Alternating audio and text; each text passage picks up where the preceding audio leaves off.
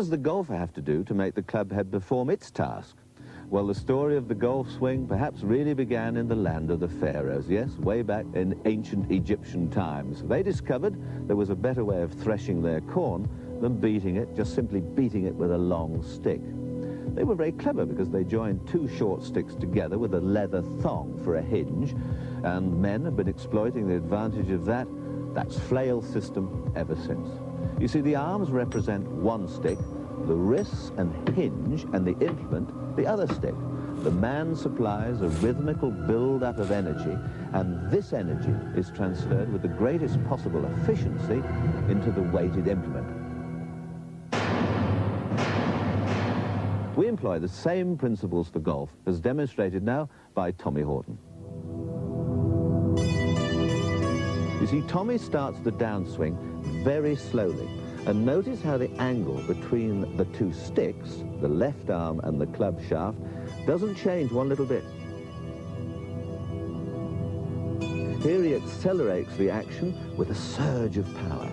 Centrifugal force, acting on the weight of the club head, pulls that angle open, widening the arc of the swing.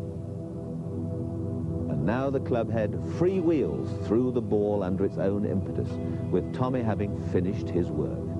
And it pulls him up to a nice, high and natural finish. It may seem surprising that the power is supplied up here, because the golfer feels that he is putting the maximum of effort into the shot here, when in fact it's here. This is because of the time delay in the nerve responses reaching the brain. So why mention it, you may ask? Well, if it feels as if you were giving a tremendous lash with the hands through the ball, that surely is what you should do. Yes, indeed. Just like cracking a whip, spinning a top, if anyone spins tops these days. But if you understand that the hands are actually passive at impact, no matter how it may feel, it might just reinforce the message that the wrists must be kept as flexible as free swinging hinges. If anything impedes that loose action of the hinge, then the flail won't work properly. Let's watch the flail system at work in golf. This is Harry Varden, who pioneered the modern swing. He employed the grip, which bears his name, because it improved that hinge action. Notice, too, that he's holding the club so lightly that the club head actually lags behind as he starts his takeaway. By maximizing flail action, he was able to use much lighter clubs than the bludgeons which had been standard practice at the time.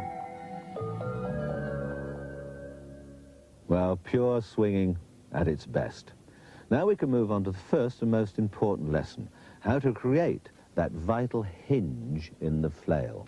Now, Varden did it like this. Lay the club across the base of the fingers of the left hand, not up in the palm, with the thumb pretty well down the top of the shaft. Place the right hand over, with the little finger just resting on top of or riding in the groove between the first and second fingers of the left hand. With the thumb, again, just lying across to the side, to the left-hand side, for right-handed players, that is, of the shaft. And when you look down, you should be able to just see two knuckles on both hands. No more, no less.